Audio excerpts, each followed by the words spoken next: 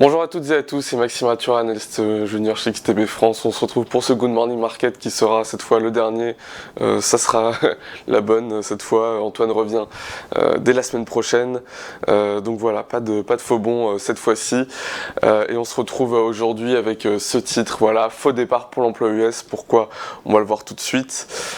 Puisqu'effectivement on se retrouve dans une fin de semaine qui sera décisive pour l'évolution future des marchés et pour la politique monétaire de la Fed. Effectivement, on va avoir tout un ensemble de chiffres sur l'emploi aux États-Unis, qui est l'un des indicateurs les plus regardés par la Réserve fédérale pour prendre ses décisions. Je vous rappelle qu'il y a à mon sens trois scénarios qui peuvent se produire d'ici la fin de la semaine et d'ici la fin du mois. Premier scénario, ce serait qu'à la fin de la semaine, nous ayons de mauvais chiffres de l'emploi. Si les chiffres de l'emploi sont mauvais, ça va très probablement pousser la Réserve fédérale à être plus agressive sur sa première baisse des taux et à avoir donc une première baisse des taux qui serait de l'ordre de 50 points de base.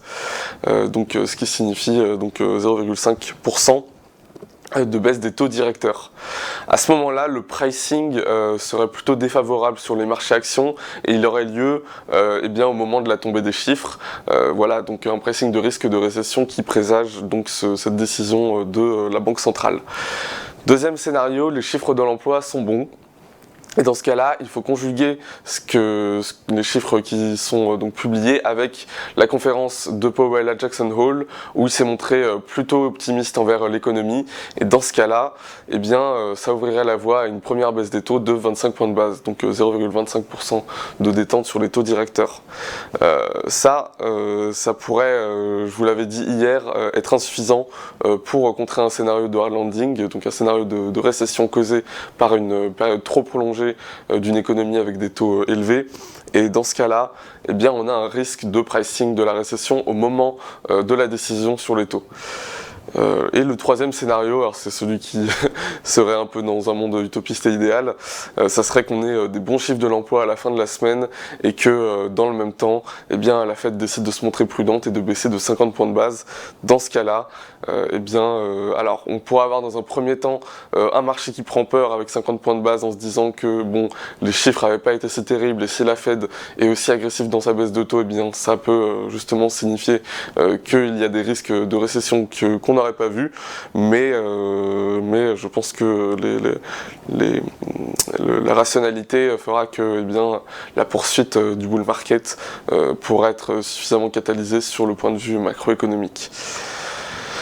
Donc voilà, est-ce qu'on se dirige vers le premier scénario, le deuxième scénario ou le troisième scénario?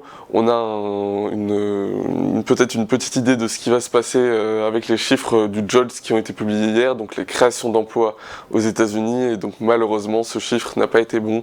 Il a été publié alors normalement les analystes prévoyaient que les créations d'emplois allaient être en hausse d'un mois sur l'autre.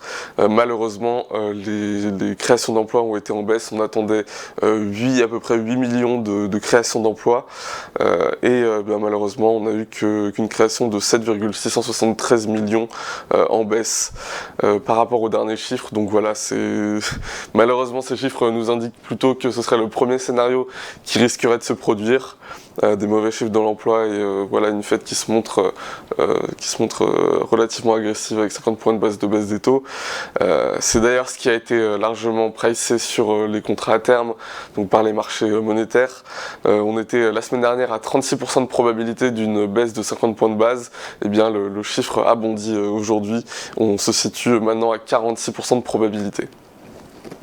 Voilà au niveau de la politique monétaire. On va passer rapidement sur les performances des indices. Aux États-Unis, on a une séance stagnante. Un S&P 500 qui a quand même baissé de 0,16%, un Nasdaq de 0,2%, mais en revanche un Dow Jones qui s'est maintenu à 0,09%. Du côté de l'Europe, on a eu des baisses beaucoup plus substantielles, 0,79% de baisse pour l'Eurostoxx 50, 0,98% de baisse pour le CAC 40 et 0,83% pour le DAX. Du côté des marchés asiatiques, on a également eu des baisses. Le Nikkei 225 a baissé de 1,17% au moment où je vous parle cette nuit, et le Hang Seng également de 0,55%. Au niveau de l'ouverture, on se situerait vers une ouverture plutôt en baisse pour l'Europe, mais les performances sont pour l'instant stagnantes, et pour les États-Unis également stagnation, pas de direction pour l'instant en pré-market, en pré-ouverture, donc pas d'indication sur ce point. Du côté de la volatilité, on a eu malheureusement un VIX qui est monté, qui a continué de monter. On était passé au-dessus des 20 points en continu, et on s'est aujourd'hui situé hier à la clôture à 21,33 points pour le VIX, avec en revanche sur les indices complémentaires des baisses assez timide, mais voilà, ce qui est bon est toujours à prendre. Au niveau de la volatilité implicite, on a très largement augmenté sur le SPY. On est aujourd'hui à 16,4% de volatilité attendue par le marché. Demain, on sera à 20,8%, ce qui nous montre qu'en fait, c'est pas forcément les chiffres qui vont tomber aujourd'hui qui vont être décisifs, mais plutôt le taux de chômage qui va tomber demain, et ce qui peut aussi s'expliquer par le fait que l'indicateur de la règle de SAM, qui est un indicateur de récession qui est très suivi par les asset managers, enfin les gestionnaires d'actifs et pas mal d'acteurs institutionnels, se base principalement sur les chiffres du taux de chômage. Donc voilà, si la règle de SAM se maintient au-dessus des 50 points de base, et elle est actuellement à 53 il me semble, voilà, ça pourrait être très toxique pour la suite de l'évolution des marchés. Et la semaine prochaine, sur le SPY, on se situera dans les clous de 15 à 16% de volatilité attendue. Donc c'est une volatilité assez élevée, ce qui nous traduit des conditions de marché qui se sont quand même bien dégradées cette semaine. Au niveau du calendrier, on va commencer, donc on a eu le taux de chômage en Suisse, les commandes industrielles en Allemagne. À 11h, on aura les ventes au détail en Europe pour le mois de juillet, suivi, donc là on va commencer, on va suivre avec du lourd à 14h15 l'ADP, très important. L'ADP, donc les créations, les changements d'emploi sur le mois d'août, il est prévu en hausse. À 14h30, on aura les demandes hebdomadaires au chômage aux États-Unis qui sont prévues en baisse. Donc ces deux chiffres normalement devraient être positifs pour l'économie. Ensuite, à 16h, on aura les ISM et les PMI non manufacturiers.